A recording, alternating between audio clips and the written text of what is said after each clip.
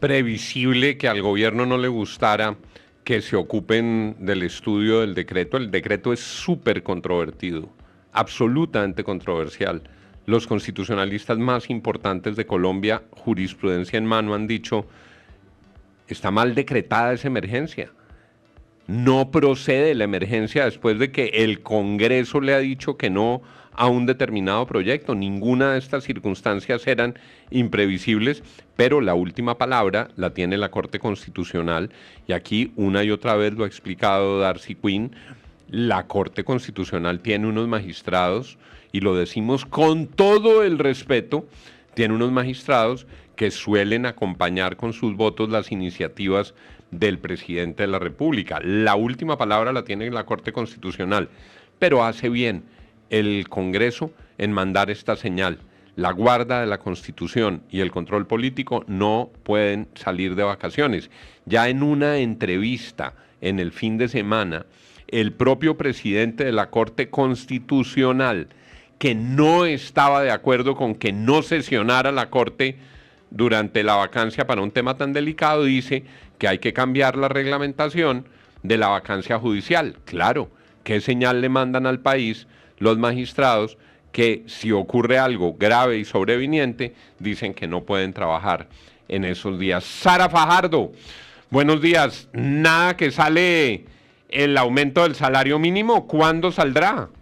No, Juan, pues buenos días. El país sigue, por supuesto, a la expectativa del anuncio oficial sobre el aumento del salario mínimo para el 2026. El ministro de Trabajo, Antonio Sanguino, señaló que la cifra se dará a conocer entre hoy o mañana, una vez el presidente Gustavo Petro, pues probablemente firme el decreto. Mientras se define el monto final, desde este domingo 28 de diciembre empezó a circular un posible borrador de decreto que plantea un incremento superior al 23% del salario mínimo legal mensual vigente. De confirmarse, el salario base pasaría de 1.423.500 pesos a 1.750.000 pesos a partir del 2026. Aunque el documento no tiene pues un carácter oficial, su contenido ya generó reacciones pues en distintos sectores. Con el salario mínimo... Sara, eso tiene pinta de inocentada, ¿no? Meterle 23%,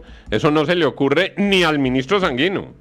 Sí, señor, digamos que eso es lo que han expresado diferentes sectores económicos, que recordemos, pues obviamente desde el sector empresarial y desde los sectores económicos más importantes del país, por supuesto, han rechazado que se plantee siquiera un aumento superior al 5%, porque pues obviamente lo que ellos piden es que sea mesurado, porque esto lo que podría, digamos, incrementar sería todo el tema de la inflación, y pues digamos lo que ellos piden es que este aumento debe ser debe tener, digamos, bases de un debate técnico, y también lo que ellos piden es que el aumento mínimo recomendado se ubique entre 6,21%, cifra que resulta de sumar la inflación anual de noviembre, que recordemos fue de 5,3%, y la productividad total de los factores, que recordemos en septiembre se situó en 0,91%, Juan. Gracias, Sara. Profesor Fernando Quijano, creo que ayer alguien decidió jugarle una inocentada a todo el sector productivo, mandándose casi, yo no sé si era inteligencia artificial o un montaje con esa cifra que es a todas luces estrambótica. Sin embargo, hay preguntas. El presidente dice que un salario mínimo vital que comprende hasta dónde pueden llegar, y la incertidumbre sigue. Profe Quijano, buenos días. Buenos días, don Juan. ¿Usted se acuerda de las necesidades básicas de Maslow? Eso que uno vio por allá en la universidad en los años 90.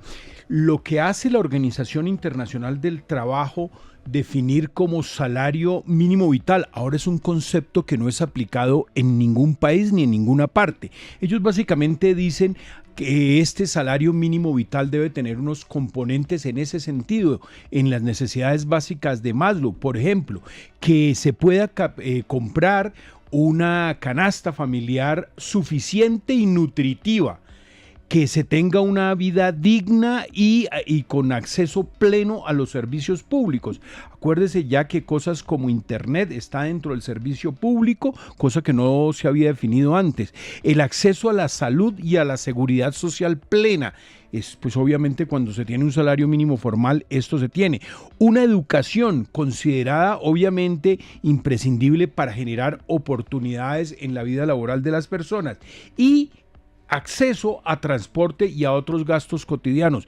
Si usted le suma estas 5 cosas, don Juan, que son los componentes que define la OIT como salario mínimo vital, pues obviamente creería que la inocentada de ese decreto que nadie sabe de dónde salió, aunque hay investigadores que dicen que el metadato, es decir, cuando usted se mete al texto, tiene origen en el Ministerio de Trabajo. Entonces, si es verdad que el gobierno está pensando no en un salario mínimo del 13%, ni del 11%, como dijo Benedetti, ni del 15%, como había especulado en su momento alguien del Ministerio de Trabajo, y se atreve a ponerlo en el 23%, pues obviamente sería algo dramático para las personas que generan empleo, porque el 23% es un poco exagerado. Yo no sé cuántas personas podrán tener un chofer, un jardinero, un escolta, una empleada del servicio, un mayordomo, cuando el salario mínimo pues obviamente pase de más o menos con subsidio de conectividad o de transporte de 1,5 millones a muy cerca de los 2 millones de pesos, cuando el resto de los salarios no suben en esa misma proporción y la economía no crece el 3%. O sea que sí tiene que haber un tema mesurado que nos pone, don Juan, a discutir con otras aristas y de otras maneras cómo poner el salario mínimo en Colombia, que ya está totalmente politizado.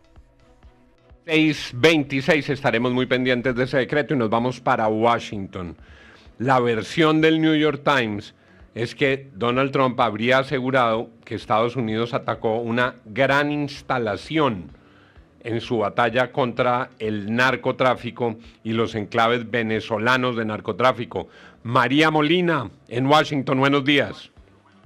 Hola Juan, muy buenos días. Espero que estén teniendo todos unos días maravillosos de Navidad. Y volviendo a nuestro tema de todos los días, el tema de Venezuela, porque el presidente Donald Trump dijo en una entrevista radial que Estados Unidos había destruido una gran planta la semana pasada como parte de la campaña de su administración contra Venezuela.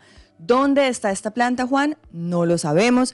¿Cuáles fueron los detalles de este ataque? No lo sabemos. Pero esto dijo el presidente Trump en una entrevista radial. Escuchemos. They can't get anybody. And we just talked out, I don't know if you read or you saw, they have a big plant or a big facility where they send where the ships come from. 2 nights ago, we knocked that out. So we hit them very hard. But drugs are down over 97%. Can you believe it? That is... Bueno, entonces el presidente Donald Trump le dice a la persona que está conduciendo el programa: atacamos una instalación, no sé si usted lo vio o escuchó de esto sucedió hace 2 noches. Hago la aclaración, Juan, que esta entrevista el presidente Donald Trump la dio el viernes, es decir, que eso habría sucedido el miércoles de la semana pasada.